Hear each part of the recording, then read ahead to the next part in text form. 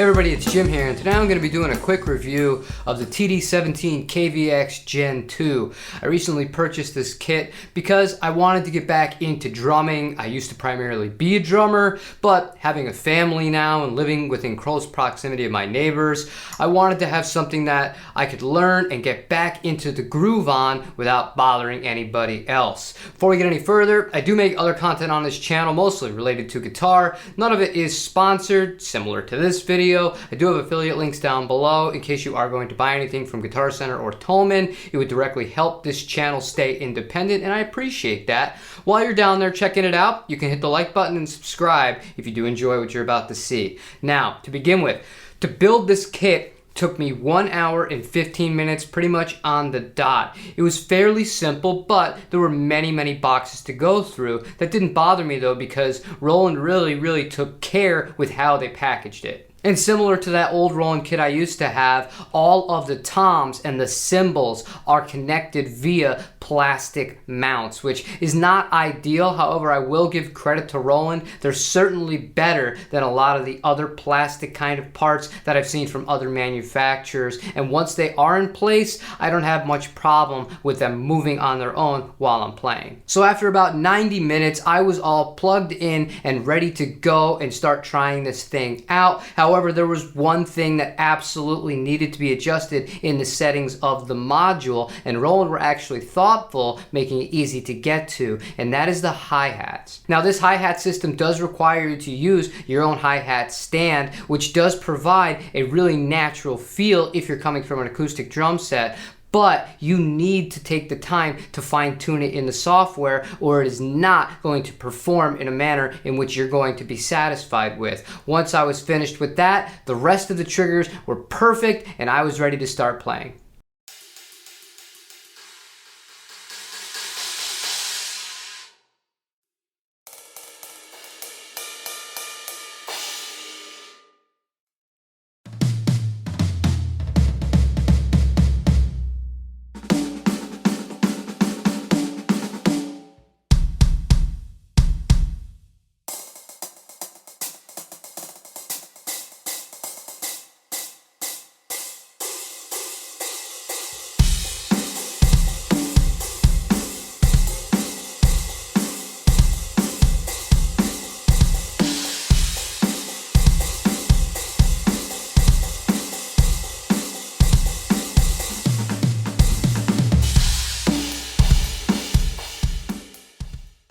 Now, throughout this video, all of the sound that you're hearing from the drums are from the TD17 module itself, nothing from the computer like Easy Drummer, Superior Drummer, Addictive Drums, nothing like that. Today, I just wanted to show how this thing would perform right away as soon as you unboxed it. One thing my previous Roland E-Kit did not have that this does have is Bluetooth capabilities, and I have to say I was very impressed with how easy it was to get up and running using my phone to play music through the headphones of the module and jam along. You can alter the levels of both the input of the music there, or you can adjust the levels of the drum kit as well, and ambience on top of it. It's all right at your fingertips, and it's all things that don't take very long to set up. And for somebody like me, I like to hit the ground running, and I really do appreciate the simplicity.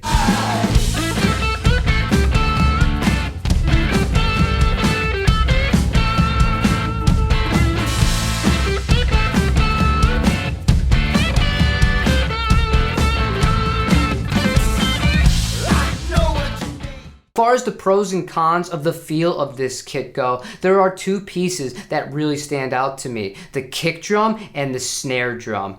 The kick drum gives a really satisfying feel to it, even when you're digging in hard. That doesn't feel unnatural at all. And similarly, the snare drum, being a 12-inch newly designed compared to the PDX, which is the toms that we'll talk about in a minute, feels incredible. You can fine-tune it with a drum key to adjust just how hard or soft you prefer the actual head to be on it. I love it. Those two things are by far my favorite part of this kit. When we get to the cymbals, I love the crash cymbals. They actually respond pretty well. These are the updated versions that are slightly thinner than the previous generation of the TD17KVX, but I have to say, no complaints. The ride cymbal is something that you're gonna have to play with a little bit, and I actually found myself tilting it a little bit more angularly than I typically would a real cymbal because I kept hitting near the edge and the trigger just wasn't getting along with me. It's something that you're gonna have to fine tune for your own play style and wants, but the actual sound and the feel of it once it was dialed in was very good. Now, onto the not so great things of the feel. I really still don't care for the PDX 8 pads that serve as all 3 toms. On the 2 rack toms, it doesn't bother me nearly as much, but if you're somebody that rides on the floor tom, which is something I find myself doing in the styles of music that I play, it's really not that great of a feel to it. I would have been much happier if even the 10-inch version of the updated pad that the snare uses was used for the floor tom, but one thing that's cool about Roland is you could swap parts fairly easily, so if it really bothered you like it kind of bothers me, it's something that you could upgrade into the future. And lastly, that leads me to the hi-hats. Even after I have dialed these in, they still don't respond and feel exactly right. They're a huge step up from where electronic drums have come in my experience with electronic drums, but they're kind of a little bit for the wanting, especially switching between those almost in between and then fully wide open spots. It's just not perfect, but technology is what it is, and again, it's one of those things where I could always upgrade it if I wanted to, or if I was really picky and it didn't turn out just the way I wanted to after I was done recording, I could adjust it using MIDI afterwards.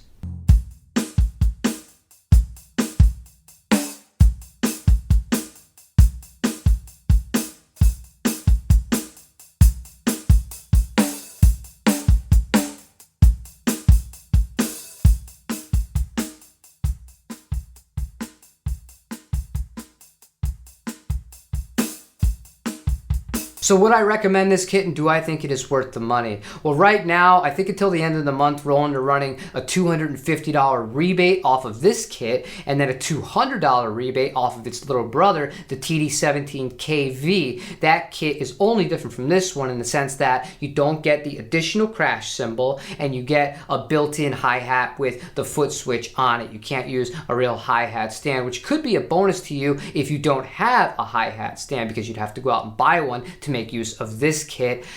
That brings the prices down by a significant margin, and at that point, to me, I think it is worth it because you're buying quality, you're buying something that you know is built to last. I love the Bluetooth. That's a new feature for me with my electronic drum venture. The sounds are pretty good, but really, the kick drum and the snare drum, two of the most important pieces of the kit, they feel great. The crash cymbals feel really good. Are they as good as an acoustic set? No, absolutely not. And the same can be said for all of the pieces of this. But if you'd like to get back to playing or get more into practicing at later hours, I think this is a fantastic drum kit indeed. That's where I'm going to leave you guys today. If you enjoyed this, found this useful, or you have any recommendations for things you would like me to go over in the future with this kit, let me know in the comments down below. Thank you for watching, and I'll see you on the next video. Take it easy, everybody.